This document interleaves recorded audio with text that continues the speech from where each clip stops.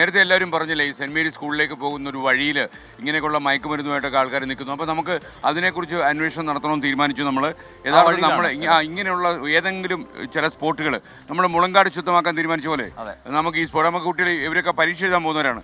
അപ്പോൾ മക്കളെ അയ്യോ 10ാം ക്ലാസ് അപ്പോൾ ഇപ്പം പറഞ്ഞിട്ട് പോകണം. പരീക്ഷയല്ലേ ഇന്ന്? ഏതാ എക്സാം ഇന്ന്? ഫിസിക്സ്. ഏതൊരു പരീക്ഷ ഇത്തിരി പാടായിരുന്നു? പാടായിരുന്നു.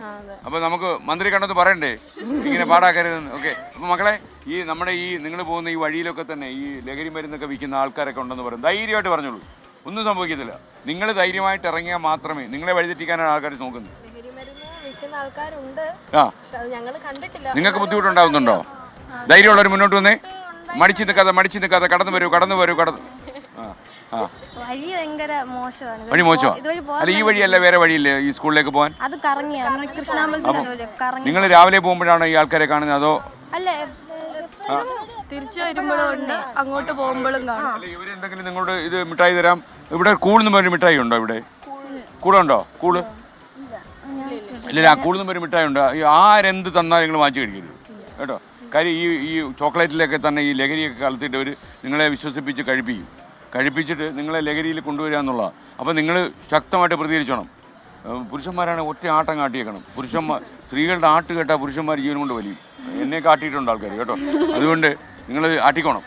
അപ്പോൾ നിങ്ങൾ പറയൂ. അപ്പോൾ എന്തെങ്കിലും നിങ്ങളുടെ കൂട്ടുകാരിയുടെ എങ്ങാണോ ഇതിനകത്തൊക്കെ വഴിപ്പെട്ട് പോയിട്ടുണ്ടോ? ഇല്ലല്ലോ. അപ്പോൾ നിങ്ങൾ ശക്തിയായിട്ട് നിൽക്കൂലേ? അപ്പോൾ നിങ്ങളൊരു കഴിഞ്ഞ പരീക്ഷയ്ക്ക് സമയമായില്ലേ? ഇന്ന് ഏത് പരീക്ഷ? ഫിസിക്സ് അല്ലേ? ഫിസിക്സ് പോയി രസാന്തരമല്ലേ അത്? ഭൗതികശാസ്ത്രം. കെമിസ്ട്രിയാണ് മറ്റേതല്ലേ? എൻ്റെ ഇംഗ്ലീഷും. അപ്പോൾ ധൈര്യമായിട്ട് പോയി എഴുതുക. നല്ല ചോദ്യങ്ങളായിരിക്കും. ചോദ്യങ്ങൾ വായിച്ച് മനസ്സിലാക്കി ആൻസർ ടു ദ ക്വസ്റ്റ്യൻ.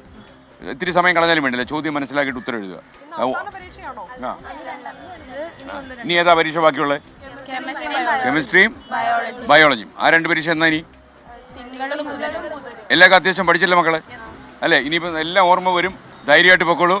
അപ്പോൾ ഈ സെൻറ് മേരീസ് സ്കൂളിൻ്റെ ഈ റോഡ് നമ്മൾ വൃത്തിയാക്കും എന്ന് പറഞ്ഞാൽ അടിച്ചു വൃത്തിയാക്കും എന്നുള്ളതല്ല. ഈ ഒരൊറ്റ മയക്കുമരുന്ന് കാരണം നമ്മൾ ഈ വഴി കാണാൻ സമ്മതിക്കത്തില്ല കേട്ടോ. നമ്മളിവിടെ ഒരു ബോർഡും വെക്കാൻ തീരുമാനിച്ചു. 10 ബോർഡ് മയക്കുമരുന്നിനെതിരായിട്ട് 10 ബോർഡ് നമ്മളിവിടെ വയ്ക്കും. എത്ര ബോർഡ്? എല്ലാവരും ഒന്നിച്ചൊന്ന് പറഞ്ഞേ. ആ 10 ബോർഡ് വെച്ച് കഴിയുമ്പോൾ എന്ത് സംഭവിക്കും? ആശാന്മാരൊക്കെ സ്ഥലം വിടും. ഒറ്റയൊരുത്തന്നെ ഇവിടെ കാണത്തില്ല. ഉറപ്പല്ലേ? അപ്പോൾ നിങ്ങൾ പൊയ്ക്കോളൂ.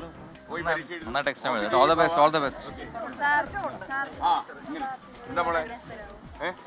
ഓട്ടോഗ്രാഫ് മോളെ. ഓക്കെ. ഞാൻ എൻ്റെ ഒരു ഒപ്പിട്ട് തന്നാൽ മതിയോ? നമ്മുടെ SHO അവിടെ വയ്ക്കുന്നു.